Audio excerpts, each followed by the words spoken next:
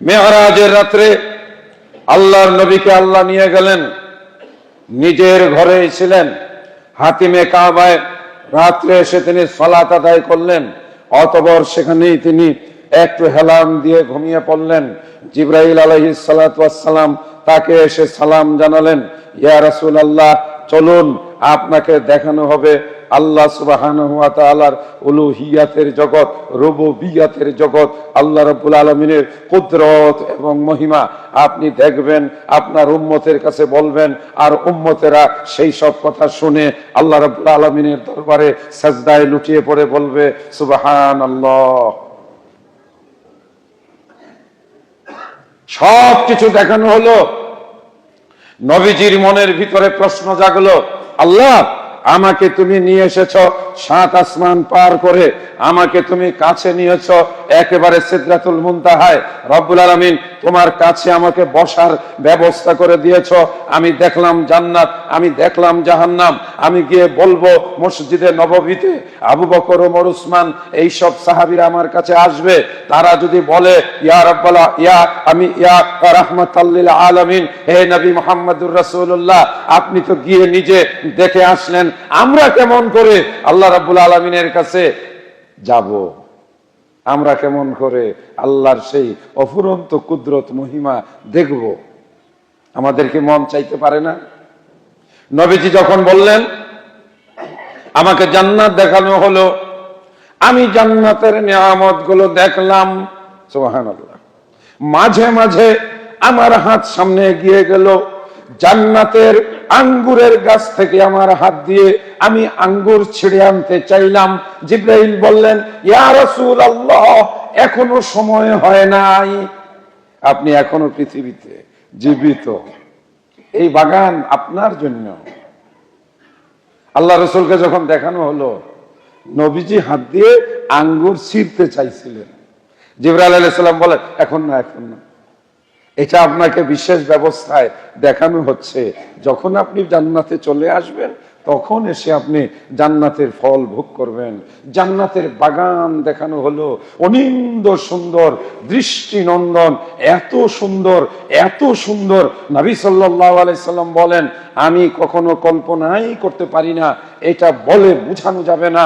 বরং আল্লাহ রাব্বুল আলামিন বলেন, আমি এমন জিনিস বানিয়ে রেখেছি, কোনো চোখ নাই যেই জিনিস কোনোদিন দেখেছে, কোনো কান নাই যেই কান কোনোদিন শুনেছে, এমন কোনো হৃদয় নাই যেই হৃদয় দিয়ে কোনো মানুষ উপলব্ধি করতে পারবে আমি আল্লাহ জান্নাতের ভিতরে কি নিয়ামত বানায় রেখেছি। সুবহানাল্লাহ। আল্লাহ রাসূল কতগুলো বাগানের বিবরণ দিলেন, এক এক বাগানের ফল অতি আশ্চর্য রকমের, বাগানের ফুলের বিবরণ দিলেন, সুগন্ধির বিবরণ দিলেন, সৌন্দর্যের বিবরণ দিলেন। তারপরে তিনি বললেন, এত সুন্দর সৃষ্টি আল্লাহ রাব্বুল আলামিন পৃথিবীর কোথাও তিনি তৈরি করেন নাই। একই রাত্রে গেলেন, অল্প সময়ের মধ্যে ফিরে আসলেন। সুবহানাল্লাহ।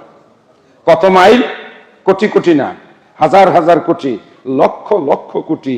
1 আসমান, 2 আসমান, 3 আসমান, 4 আসমান, 7 আসমান, সিদরাতুল মুনতাহা, তারপরে কুরসি, কুরসির পরে আরশ, আরশে আজিমের কাছে আল্লাহর নিকটে মাটি থেকে একটা মানুষ চোখের পলকে চলে গেলেন।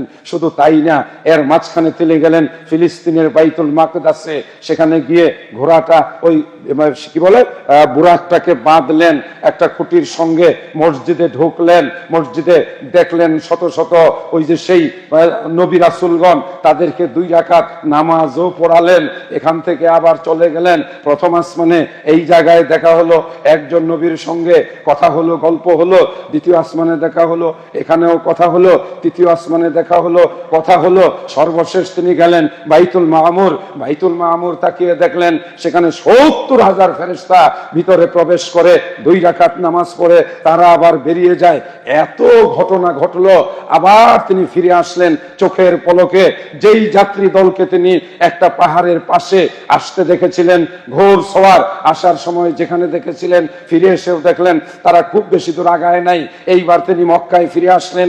আল্লাহর নবী মুহাম্মদুর রাসূলুল্লাহ সাল্লাল্লাহু আলাইহি ওয়াসাল্লাম সকালে ফজরের নামাজের সময় ও তার উম্মত আবু বকরের কাছে এবং অন্যান্যদের কাছে তিনি প্রকাশ করলেন, আমি গতকাল রাতে স্বল্প সময়ের জন্য মেরাজে গিয়েছিলাম।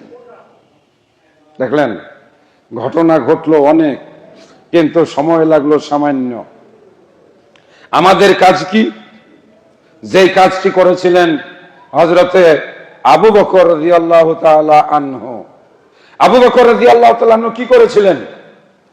যখন আল্লাহর রাসূল বললেন, আমি রাতে 7 আসমানের উপরে আল্লাহর নিকটে গিয়েছিলাম, আরবের যারা কাফের মুশরিক বেঈমান ছিল তারা সবাই হাসাহাসি ঠাট্টা মশকরা, একজন আরেকজনের শরীরে ধাক্কা দিয়ে পড়ে যায়, এই শোনো শোনো শোনো, এই পাগলে আরেক নতুন জিনিস বাই করছে। পাগল মানে কে? আমাদের নবী মুহাম্মদুর রাসূলুল্লাহ সাল্লাল্লাহু আলাইহি ওয়াসাল্লাম। এই মিথ্যা কথা ছড়ানোর জন্য দায়িত্ব পালন করলো আবু জেহেল, উতবা, সাইবা, যারা ছিল ওই যুগের আরবের নেতা। তারা বলা বলি করতে লাগলো মুহাম্মদ নাকি গতকাল রাত্রে 7 আসমানের উপর গিয়েছিল। এইটা নিয়ে তারা মশকরা শুরু করলো, তারা হাসাহাসি শুরু করলো। একদল এসে আমাদের নবীর সামনে বসে এমন ভাবে প্রশ্ন করতে লাগলো, এ মুহাম্মদ, তোমার নাকি নতুন একটা আজগুবি কথা মানুষের কাছে বলে বেড়াচ্ছ। তুমি নাকি কালকে এই মক্কা থেকে সুদূর ফিলিস্তিন সেখানে গিয়েছিলে বাইতুল মাকদাসে। ফিলিস্তিনে যাইতে লাগে 4-5 দিন, আসতে লাগে 5-7 দিন।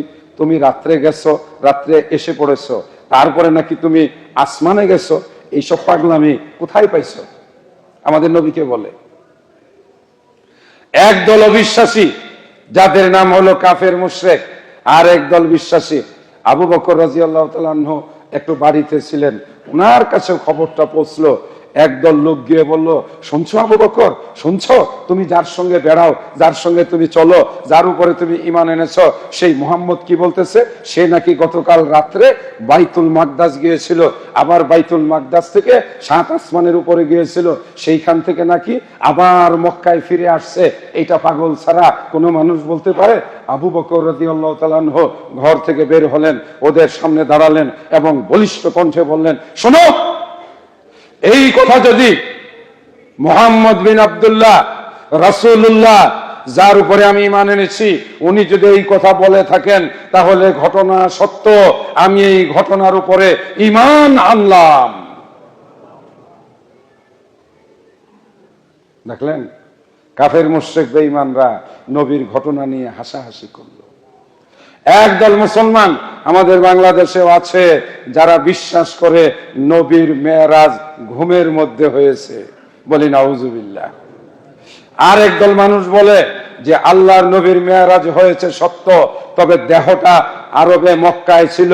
আল্লাহ তাআলা আত্মাকে দিয়ে ভিতর থেকে আত্মা বের করে এইটাকে নিয়ে 7 আসমানের উপর থেকে সব কিছু দেখাইয়া আবার মক্কায় নবীর শরীরে আত্মাটা প্রবেশ করিয়ে দিয়েছে। এটা হলো ওই যে কাবার সামনে যে জায়গাটুকুকে বলা হয় হাতিমে কাবা। যারা হজ করতে গেছেন তারা দেখেছেন উত্তর পাশে একটু ঘোরানো জায়গা, এই জায়গাটাও কাবার অংশ। এখানেই নবী সাল্লাল্লাহু আলাইহি সাল্লাম শুয়েছিলেন। একদল মুসলমান বলে উনি ঘুমিয়েই ছিলেন, তবে আল্লাহ তাআলা তার রুহুটা বের করে এইভাবে এইভাবে ঘুরাই ঘুরাইয়া সব দেখাইয়া আবার ভিতরে রুহু দিয়ে দিচ্ছেন। খালি যুক্তি, খালি বুদ্ধি, এক একজন এক এক বুদ্ধি। বাইরে আমরা আমাদের কি জানি নাম? আহলুল হাদিস। আমাদের কি জানি নাম? আহলুল হাদিস। আমরা বুদ্ধি খাটাই না, আলহামদুলিল্লাহ। আমরা যুক্তিও খাটাই না। কি আমরা কোন যুক্তি খাটাই? পায়ে পা লাগাইলে বেয়াদবি হবে, এটা আমরা যুক্তি দেই।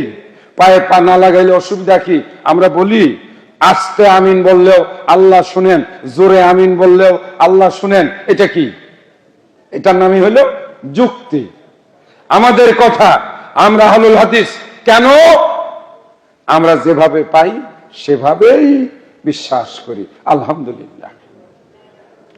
আবু বকর রাদিয়াল্লাহু তাআলা আনহু যেভাবে বিশ্বাস করেছেন আল্লাহর নবীর মেরাজকে, আমরাও আল্লাহর নবীর মেরাজকে সেভাবেই বিশ্বাস করি। কোনো প্রশ্ন আমাদের মনে আসবে না আল্লাহ তাআলা আর নবী মুহাম্মদুর রাসূলুল্লাহ সাল্লাল্লাহু আলাইহি ওয়াসাল্লামকে সশরীরে, শরীর এবং আত্মা, স্বপ্নেও না, ঘুমেও না, আত্মাকে আলাদা করেও না, সশরীরে ঠিক একেবারে পূর্ণাঙ্গ এই মানুষটিকেই আল্লাহ রাব্বুল আলামিন 7 আসমানে নিয়ে গিয়েছিলেন। এটাই আমরা বিশ্বাস করি, বলি আলহামদুলিল্লাহ। আল্লাহর পক্ষে অসম্ভব কিছু নয়। আমরা দেখেছি আল্লাহর নবীকে মেরাজের রাত্রে ঊর্ধ্ব আকাশে আসমানে নিয়ে যাওয়ার জন্য আল্লাহ যে বাহন, যে প্রাণীটি পাঠিয়েছিলেন সেটার নাম ছিল বুরাক। হাদিসে বুখারী শরীফে আসছে, বুরাক 4 পা বিশিষ্ট একটি প্রাণী, গাধার চাইতে একটু বড়, খচ্চরের চাইতে একটু ছোট, বড়ও না ছোটও না, অত্যন্ত সুস্থ সবল একটা প্রাণী। জিবরাইল আলাইহিস সালাতু ওয়াস সালাম আল্লাহ রাসূলকে প্রথমে সেই দুধ মধু শরবত তাকে দান করলেন, তিনি গ্রহণ করলেন। অতএব তিনি ওই জিবরাইল আলাইহিস সালামের নির্দেশে তিনি বুরাকের পিঠে বসলেন। বুরাক হাদিসে এসেছে চোখের পলকে, একটা চোখের পলক পড়তে যে সেকেন্ডের 100,000 ভাগের 1 ভাগ সময় লাগে, এই সময়ের ভিতরে বুরাক আল্লাহর নবীকে মক্কা থেকে জেরুজালেম ফিলিস্তিনে নিয়ে পৌঁছে গিয়েছিল। এইবার আসুন 1 মিনিটে আমরা শেষ করব। বুরাক, বুরাক শব্দের অর্থ হলো, এর মূল উৎস হলো বারকুন। বারকুন শব্দের বাংলা হলো বিদ্যুৎ। বিদ্যুতের গতি হলো 1 সেকেন্ডে 1,86,000 মাইল। অর্থাৎ আল্লাহ তাআলা আমাদের নবীকে নিয়ে যাওয়ার জন্য যে বাহনটা পাঠিয়েছিলেন সেই বাহনটা ছিল আল্লাহর কুদরতি বিদ্যুতের তৈরি। সুবহানাল্লাহ। এই বুরাক গবেষণা করেই পৃথিবীর মানুষ রকেট আবিষ্কার করেছে। এই রকেট আবিষ্কার করার ফলেই পৃথিবীর মানুষ চাঁদে পৌঁছতে পেরেছে। এই রকেটের মাধ্যমে মানুষ এখন মঙ্গল গ্রহে বাড়ি ঘর বানানোর স্বপ্ন দেখতেছে।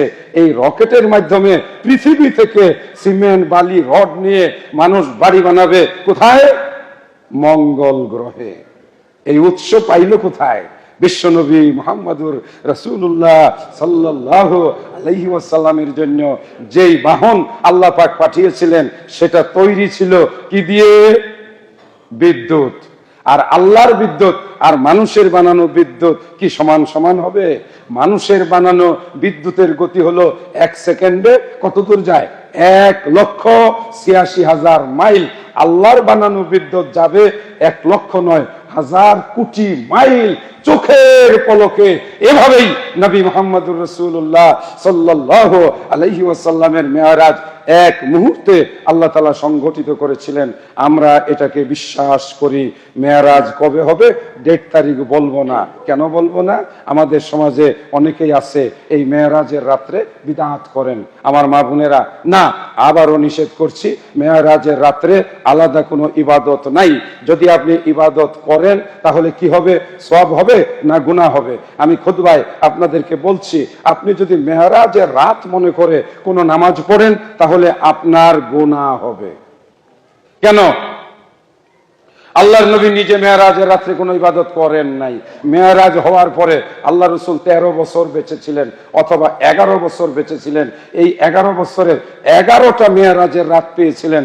তিনি কোনোদিন কোন সাহাবাকে নিয়ে মেরাজের রাত কবে এটাও বলেন নাই। মেরাজের রাত্রে তিনি কোনো নামাজও পড়েন নাই। মেরাজের দিনের বেলায় নবী সাল্লাল্লাহু আলাইহি ওয়াসাল্লাম কোন রোজা রাখেন নাই, কোন সাহাবী রোজা রাখেন নাই। এমনকি আল্লাহর নবী যে কয়দিন রোজা রাখতে বলেছেন তার মধ্যে মেরাজের ওই যে দিনের বেলায় রোজা রাখার কোনো কথা নাই। সুতরাং মেরাজের রাত উপলক্ষ করে যারা রোজা রাখবেন তারা গুনাহগার হবেন, তারা বেদাতকারী হবেন। আর আল্লাহর নবী বলেছেন যারা বিদআত করবে তাদের ঠিকানা হবে জাহান্নাম। সুতরাং আজকের এই পূর্ণ আলোচনার শেষ কথা হলো, আমরা সব সময় নবীর কথা অনুযায়ী আমল করব। আমরা নবীর কথাকে বিশ্বাস করব, আমল করব। কোন রকমের যুক্তি, কোন রকমের আলোচনা, কোন রকমের ওই যে এটা করলে না কি হবে, না করলে কি হবে, এইরকম কোনো কথাবার্তা না বলে আমরা আহলুল হাদিস। এই জন্য যে আমরা সরাসরি নবীর হাদিস পাইলেই আমরা সেটাকে মনে প্রাণে বিশ্বাস করে আমরা সেটাকে আমলে পরিণত করি। আল্লাহ আমাদেরকে বিশুদ্ধভাবে চলার, সঠিকভাবে চলার তৌফিক দান করুন, আমিন।